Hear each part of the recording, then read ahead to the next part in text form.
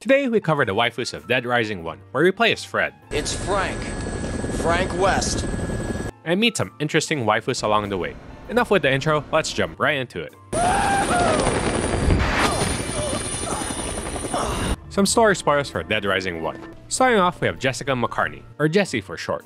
A smart, capable DHS agent sent in together with her partner, Brawny Man, or Brad for short, who are tasked with the mission of rescuing Dr. Barnaby from the zombie infestation, but Wilmette had other plans. The zombies came! Everyone died! Appearance-wise, she's got fair skin, beautiful blonde hair, and striking blue eyes, and as you can tell, got quite an upgrade in the Deluxe Remaster, looking way more like her concept art and in-game ID photo. And personally, I love the new details on her braided hairstyle. She still wears a standard office outfit consisting of a white blouse and textured beige coat skirt, along with some black heels. Not ideal during a zombie apocalypse. Oh, and did I forget to mention that she has a nice pair of eyeglasses, a sign of an intellectual waifu.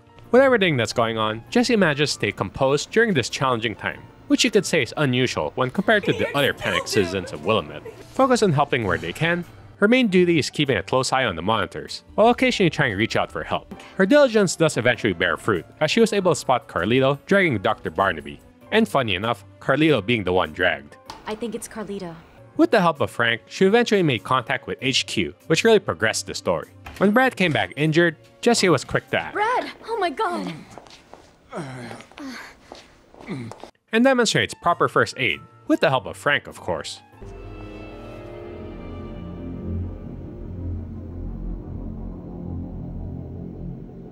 I managed to stop the bleeding, but he's running a fever. He needs medicine. While she seems to come across as a serious individual, she can also be very approachable when she needs to. Nice camera. Are you a photographer? As a matter of fact, I am. Frank West, photojournalist. Could you show me some pictures, Frank? And she really knows her way around a camera. You really seem to know what you're doing. Even during such a dire situation, Jessie can demonstrate real empathy. Girl, was she hurt? I offered to help her, but... while maintaining her sense of humor. Can't really blame her for running from a guy with your looks. Anyway. Although dressed like that, Jessie is no pencil pusher, as seeing Brad in trouble in the monitors, she heads out on her own. Too bad she's no match for Frank West. Hey, I got it right this time.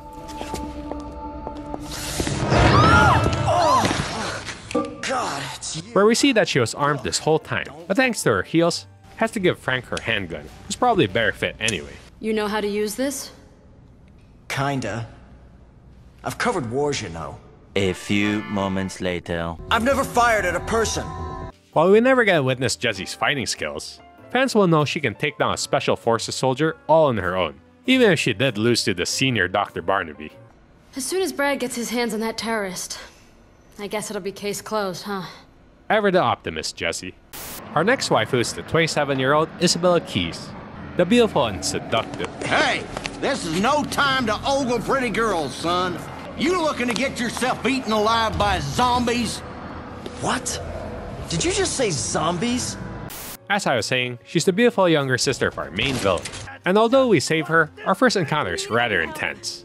You're the ones who caused this nightmare! Coming from the fictional town that is Santa Cabeza, her only intention is to avenge her fallen townspeople. But after getting shot by her own brother, she starts to realize that maybe Fred It's Frank. is her only hope for revealing the truth. Appearance-wise, she's got hazel-colored eyes, dark hair, and tan skin. Throughout the story, she's seen wearing a shoulderless sleeve tank top and capri pants, plus some open-toed heels. Again, not ideal for the zombie apocalypse. I almost forgot to mention that she has a nice pair of wheels. A badass waifu that can really handle a motorcycle, who tries to run us over with it. But like Jessie, she's no match for Fred. It's Frank. After Dr. Barnaby's attack on Jessie, Isabella reveals her medical I could be background. useful if you let me do my job. I know I have no right to ask, but please, let me help. Where she's able to tend to Jessie. Towards the end of our stay at Willamette, our rescue helicopter comes crashing down, causing Frank to go into shock. Surrounded by zombies, we get to see Isabella's fighting skills and manage to get us to safety. It wasn't easy getting you back here by myself, you know. Similar to Jessie, Isabella is quite intelligent and is a bit of a scientist herself. When faced with the possibility that Frank was infected, Isabella's brain went into overdrive mode. If we could extract and administer a large dose of hormones from the corpus allatum of an adult queen, it would potentially hinder the growth of the larvae in your blood, retarding the zombification process. Hang on a sec. I don't understand a word you just said. My thoughts exactly, Frank. Having done past research on zombies, she managed to create a temporary cure for Frank, which eventually evolved into the well-known Zombrex we see later in the series. Isabella was even able to make a sort of anti-zombie perfume, which allowed the two of them to escape through the narrow cave filled with zombies. Before we end the video, please leave a comment on who you like better between the two. However, while these two waifus have some serious appeal, we all know who the true waifu is. Fantastic!